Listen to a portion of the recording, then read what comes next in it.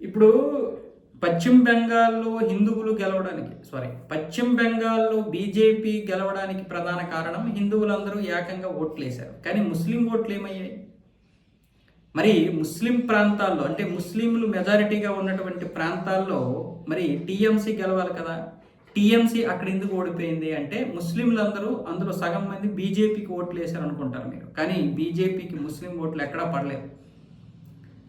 1% కూడా ముస్లిం ఓట్లు పడలేదు. ఇది స్పష్టం, ఇందులో ఎటువంటి సందేహము లేదు. మరి ఎక్కడికి వెళ్ళిపోయాయంటే ఆ ప్రాంతాల్లో కాంగ్రెస్కి పడ్డాయి, సిపిఎంకి పడ్డాయి, ఏజేయూపీకి పడ్డాయి. ఈ పార్టీలన్నీ కూడా అక్కడ చీల్చేసాయి ఓట్లని, ముస్లిం ఓట్లని చీల్చేయడం వల్ల తక్కువగా ఉన్నటువంటి హిందువులు కూడా ఏకంగా బీజేపీకి ఓటు వేయడం వల్ల అక్కడ బీజేపీ గెలవగలిగింది. అంటే ముర్షిదాబాద్ కావచ్చు, మాల్దా కావచ్చు, ఈ ప్రాంతాల్లో ఎక్కువగా ముస్లిమ్సే ఉంటారు.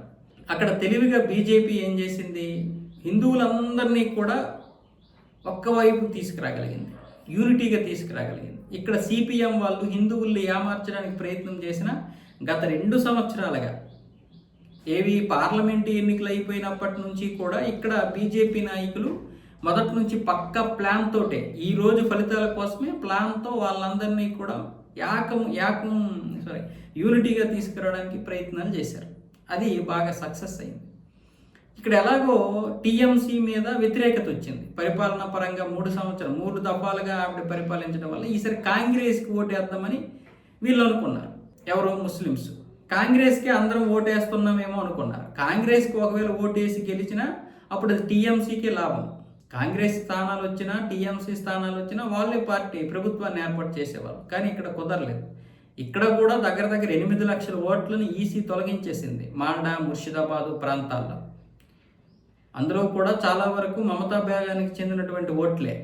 అయితే ఇక్కడ ఆ ఓట్లు ఉన్నా సరే ఖచ్చితంగా బీజేపీ గెలుస్తుంది. ఎందుకు అంటే ఇక్కడ ఓట్లు చీలిపోయాయి కాబట్టి. ఇలా చాలా ప్రాంతాల్లో ఓట్లు చీలిపోయాయి. అందుకే బీజేపీకి లాభం చేకూరింది.